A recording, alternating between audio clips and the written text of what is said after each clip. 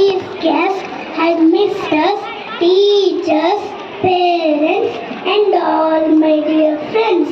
Today is 15th August. At first, I wish you all a